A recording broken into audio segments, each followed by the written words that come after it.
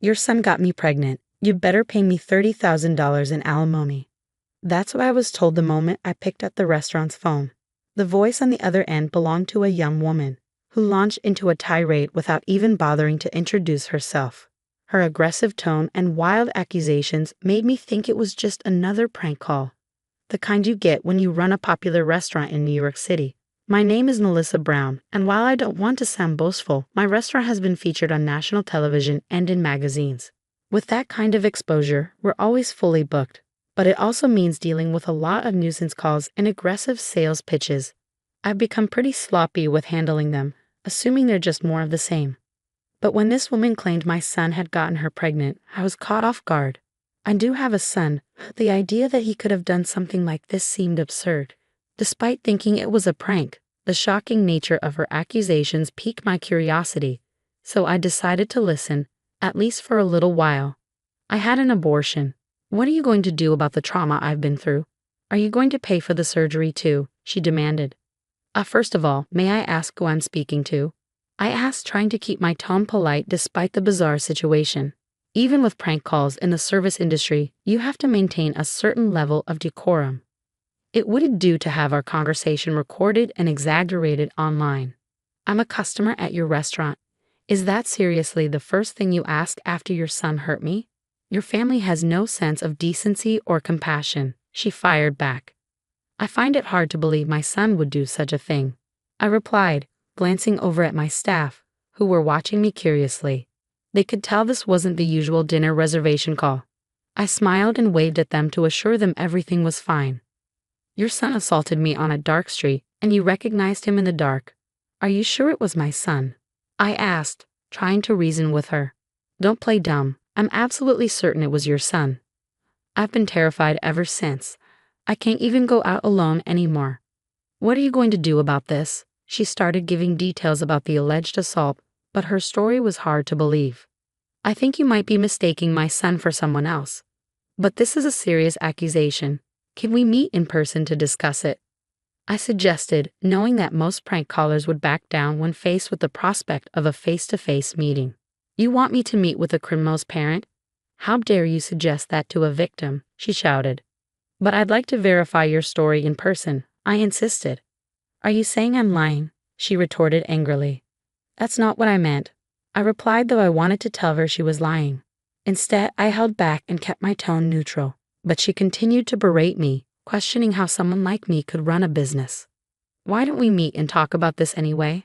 I suggested again, hoping to bring an end to the call. But she refused, no matter how many times I proposed it. So, what do you want me to do? I finally asked. Pay me $30,000 in alimony, she demanded. But this is clearly a case of mistaken identity, and I can't afford that much money, I explained. You can pay. I know your business is thriving. Pay up or I'll sue you, she threatened. Even though my restaurant is doing well, $30,000 is a significant amount, and I had no intention of paying. Are you sure you want to involve the police? I asked calmly. There was a brief silence on the other end before she replied. If there's evidence, you'll pay the alimony, right? I would consider it, I answered, knowing she wouldn't have any. Then wait, I'll bring the evidence, she said, hanging up abruptly. Owner, are you all right? Mr. Murphy, one of my employees, asked, noticing my discomfort. It's nothing, just a prank call, I assured him, even though I couldn't shake the uneasy feeling that this wasn't over. A few days later, while preparing for dinner, I had almost forgotten about the call when Mr. Murphy approached me with a manila envelope, his face pale. What's the matter? You look like you've seen a ghost, I said. Owner, this came for you, he replied, handing me the envelope. Inside was a letter addressed to me. Ms. Melissa Brown, I was assaulted and impregnated by your son. Please transfer $30,000 as alimony. Below the demand were bank transfer details and the name Karen Williams. Mr. Murphy was visibly shaken after being the first to see the contents of the unsealed letter. Calm down, I said. You know my son, right? He nodded, relieved. But then I noticed there was something else in the envelope. A pregnancy test. What's that? Mr. Murphy asked, his voice trembling. The commotion caught the attention of the other employees, who looked on with concern. Could it really be the owner's son? I could see the doubt in some of their eyes, but they quickly understood when I explained the situation. I put the items away on my desk and went back to work, though the uneasy feeling lingered. A few days passed without transferring any money, but then Mr. Murphy came to me again with another manila envelope, looking fed up. "Owner, this came again," he said, handing it to me. "I see. Check the contents and put it away in the usual place," I instructed him. These harassing letters started arriving multiple times a day, filled with threats and insults. "Are you planning to run and hide? The owner is the parent of a criminal. Her son got a college girl pregnant and didn't even apologize. The owner of this restaurant is a heartless, cruel woman with no sense of responsibility. It's your fault your son turned out like this. I'll make sure no customers come to your restaurant. It's for the good of the world." The threats escalated, but thankfully, no one had claimed anything was actually wrong with our food. The constant anxiety of being set up was exhausting, and it was starting to show in our business. I noticed something alarming. Vacant seats were becoming more common at lunch. The number of customers was gradually but noticeably declining. "It's unusual," I thought to myself. Today, we even had 2 tables empty. My thoughts drifted to the fresh ingredients in the kitchen, waiting to be used. "Owner," Mr. Murphy called, interrupting my thoughts. I looked up to see him approaching with his laptop in hand. "Take a look at this review site," he said, his voice heavy with concern. On the screen were the latest reviews, filled with harsh and slanderous comments. Terrible customer service. They don't listen, especially the owner, who seems to be getting full of herself after being on TV and in magazines. The food is getting worse. Last time, the soup tasted so plain. I even saw an employee drop a piece of meat before grilling and sneak it back onto the plate. Every single day, more poor reviews were posted, causing our star rating to plummet. I realized I was shaking with anger. "This is unacceptable," I muttered, more to myself than anyone else. Why should this restaurant, which we've worked so hard to build to please our customers, be attacked with such baseless accusations? "Are the preparations progressing?" I asked Mr. Murphy, my voice colder than usual. "Yes, they're almost completed," he replied. Hearing this, I couldn't help but smirk. It had been a week since we discovered the slanderous comments on the review site, and since then, the number of customers had continued to dwindle. When I stepped into the dining area, I noticed Mr. Anderson, one of our regulars, sitting at the counter next to a young woman. "Mr. Anderson, thank you as always," I greeted him with a smile. "It's tough for you lately, Melissa," he said sympathetically, "but don't lose hope. I'm on your side, and will support your son as he atones for his actions." "What?" I was taken aback, completely blindsided by his words. "Well, I noticed it's quieter here than usual, so I wondered what happened. Then this young lady here kindly showed me a webpage about your restaurant," he said, gesturing to the pretty woman in her early 20s sitting next to him.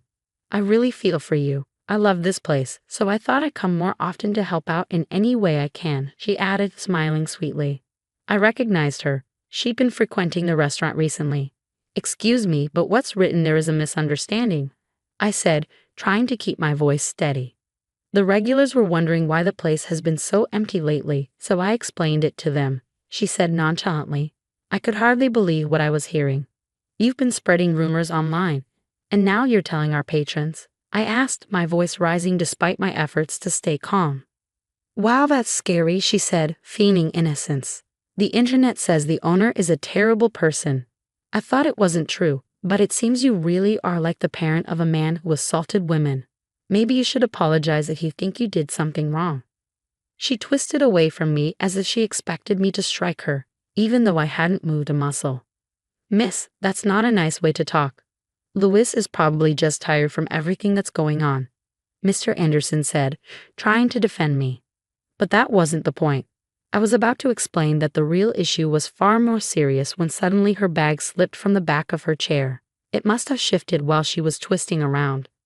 Despite my simmering rage, my instincts kicked in, and I moved to pick up her bag. That's when I saw it. Karen Williams. The name on the student ID card that had fallen out stopped me in my tracks. "No worries, I'll pick it up myself," she said quickly, reaching for the bag and the ID. "But I got there first." "Hey, give it back," she demanded, her voice laced with panic. But it wasn't a mistake. The name on that ID was the same as the one on the letter with the pregnancy test, which she had sent as so-called evidence. So it was you, I said, my voice low with realization. I've been looking for you, Karen Williams. I must have swapped it with a friend's by mistake. I'm not Karen, she stammered, clearly flustered. Your face and the one on the ID are the same. Interesting, so you're a student at Central College? I pressed, holding the ID up. No, I'm telling you, you're mistaken, she insisted, but her growing panic was obvious. Beside her, Mr. Anderson looked puzzled, completely unaware of what was unfolding. I'm going to sue you, I announced, my words causing the few scattered patrons to turn and look. What? What did I do? She asked, trying to maintain her composure. I believe you know exactly what you did. Since we're all here, why don't we let everyone know? I said, looking around the bar. It was mostly filled with regulars, and while it was comforting to have loyal customers, the sight of so few new faces fueled my anger toward this young woman for disrupting our business. Let me start. Are you the one who called claiming my son assaulted you and got you pregnant, demanding alimony? I asked, glaring at her. Yes, that's me. I'm the one your son assaulted, she admitted, surprisingly easily. What? You want to embarrass me in front of all these people? This could backfire, considering the reputation of your restaurant, she said defiantly, crossing her arms. Her attitude only served to ignite my fury further. Mr. Murphy, bring everything over, I instructed, my voice cold as ice. He hurried off and returned with a laptop from the office and a stack of envelopes and documents about 4 inches thick. Was it you who kept sending harassing letters to the restaurant over and over again? I asked, narrowing my eyes at her. The air in the restaurant was thick with tension as everyone awaited her response. I began reading some of the letters aloud, ensuring everyone in the restaurant could hear. Pay up or run. This owner is a criminal's parent. Her son impregnates a college girl and doesn't even apologize. Poor souls being forced to eat food from this woman's restaurant. I'm sure I'm going to make customers stop coming here. It's for the greater good. The harsh words left some of the regulars visibly shocked, covering their mouths in disbelief. This was outright blackmail. There's no proof that I sent those letters. Maybe someone else who heard the rumors sent them for fun. The young woman stammered, desperately trying to defend herself. Silently, I opened my laptop and showed her the screen of another review site. Some of you might have seen this, defamation on this review site. You did this too, right? I asked. Where's your evidence? Are you even thinking straight? She shot back, her voice tinged with hysteria. Oh, you seem to love evidence. How about this mess of evidence you've been trying to pass off? I said, holding up the first letter and the fake pregnancy test for Mr. Anderson to see. This is the pregnancy test she brought as evidence. What do you think? Isn't this red line just a marker? Even my old eyes can see that, Mr. Anderson remarked. The customers began to buzz with conversation, though some were still uncertain whom to believe. This might not prove I was assaulted, but it doesn't prove I'm wrong either, she shouted, trying to maintain her stance. I was assaulted by your son. He admitted it himself. It's disrespectful to doubt that.